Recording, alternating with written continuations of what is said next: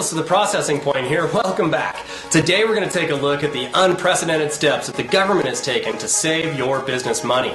But more importantly, we're going to look at how your credit card processor could actually be blocking you from realizing 100% of the savings that your business is entitled to. So what are we talking about? We are talking about the Durbin Amendment to the Dodd-Frank Wall Street Reform Act. So today we're going to look at exactly what is the Durbin Amendment, how much money you could expect to save from it, and how to ensure that your credit card processor is being honest with you. So let's dive right in. So the Durbin Amendment actually puts a cap on the interchange fees that are charged for debit card transactions. Now in its first version, this cap was going to be set at 7 to 12 cents per transaction. However, local community banks and credit unions complained because they actually derive up to 75% of their gross income from these interchange fees. And if they were reduced to 7 or 12 cents, they would no longer be able to compete with national banks, and they would end up going out of business. So the bill was modified, and on October 1st, 2011, the interchange tables will be capped at 22 cents per transaction and 0.05% for debit card transactions. Now this actually accounts for a 45% reduction in cost on debit card transactions alone.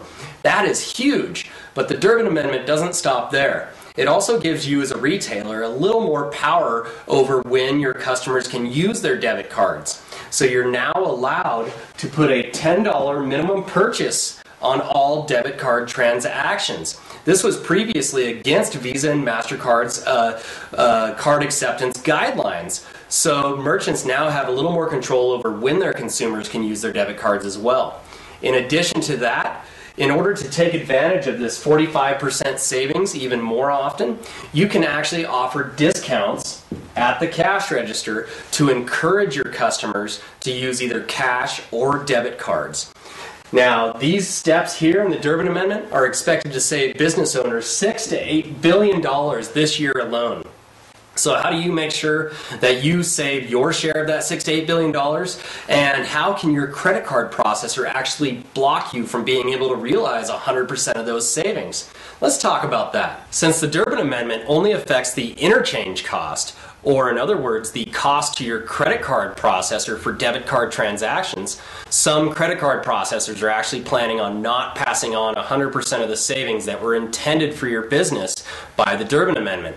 So to make sure that you see 100% of the savings that you're entitled to, pull out your recent credit card billing statement and see if you're on what's called a tiered rate structure. In other words, do you see the words qualified, mid-qualified, and non-qualified on your bill? If you do, it is time to call up your processor and demand true interchange plus pricing. If you're on a true interchange plus pricing structure, then the savings in the reduction of interchange cost by the Durbin Amendment will be passed directly on to you, and you can realize the full 45% savings that you're entitled to.